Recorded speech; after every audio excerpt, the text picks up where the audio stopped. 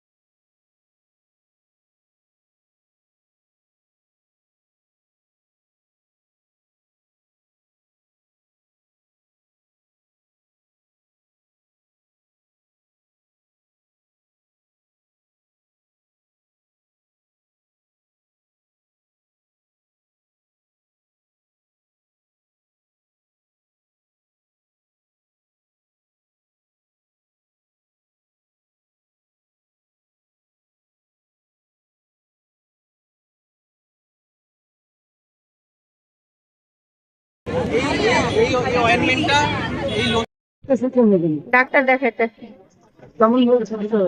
ডাক্তারে ওষুধ দিল, এখন দেখি খেয়ে কেমন লাগছে। এইখানকারই আমরা থানাপাড়া। আমার নাম শকিলা বিবি।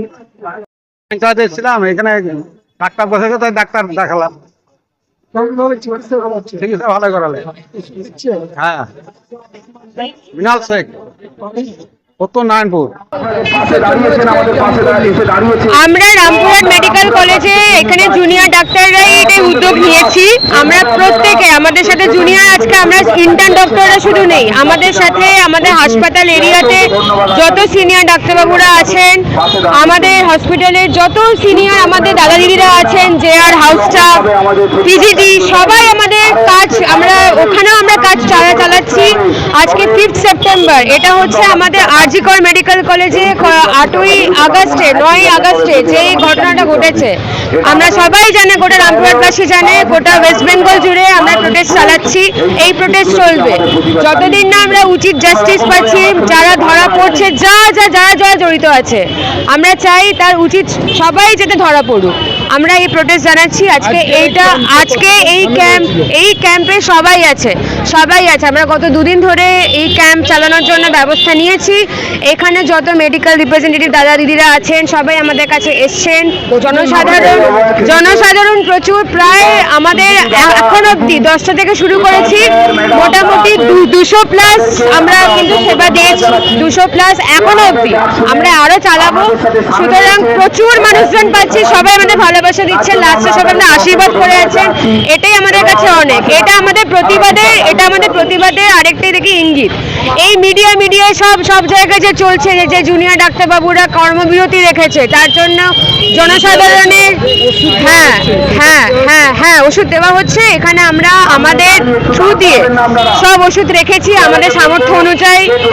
সেই কারণে সব কিছু আছে। প্রেশারের, হাইপার টেনশন যারা আছে, সেই ওষুধ দেওয়া হচ্ছে। তারপরে ধরুন জ্বর, কাশি, তারপরে হচ্ছে যা মানে দাঁতের যন্ত্রণা, চোখের কারো যদি কোনো অসুবিধা হয়, সব রকমের ড্রপস আছে, মানে এভরিথিং আছে। আমি হচ্ছে আপাতত ইন্টার্ন ডক্টর আছি রামপুরহাট মেডিকেল কলেজের। আমি ডক্টর আয়ুষী রায় বলছি। আজকে আমাদের জুনিয়র ডাক্তারদের যে প্রতিবাদ, সারা দেশ জুড়ে, সারা রাজ্য জুড়ে যে প্রতিবাদ চলছে, আর.জি. করের নারকীয় ঘটনার যে প্রতিবাদ চলছে, সেই প্রতিবাদের আজকে 26তম দিন। আমরা সেই দিনই এই অভয়া ক্লিনিক আমরা আগেও দেখেছি রাজ্যের বিভিন্ন জায়গায় জুনিয়র এবং অন্যান্য সিনিয়র ডাক্তারবাবুরা তারা পালন করছেন। তারা এই ক্লিনিক, রাস্তায় তারা রুগী দেখছেন। আমরাও সেই কর্মসূচি পালন করছি আজকে। আজকে আমাদের রামপুরহাট মেডিকেল কলেজের ইন্টার্নরা আমাদের সকলকেই দেখতে পাচ্ছি, বিভিন্ন সিনিয়র ডাক্তারবাবু, পিজিটি, হাউস স্টাফ, এছাড়া তারাও এসছেন, আমাদের পাশে দাঁড়িয়েছেন। এখানে বিভিন্ন রকম ওষুধ দেওয়া হচ্ছে, বিভিন্ন রকম সব রকম রোগেরই সব রকম রোগ নিয়েই মানুষ আমাদের কাছে আসছেন এবং তাদেরকে আমরা আমাদের সাধ্যমতো ট্রিটমেন্ট দিচ্ছি। আমি intern, Rampurhat medical college, doctor Soumalya Bhaduri.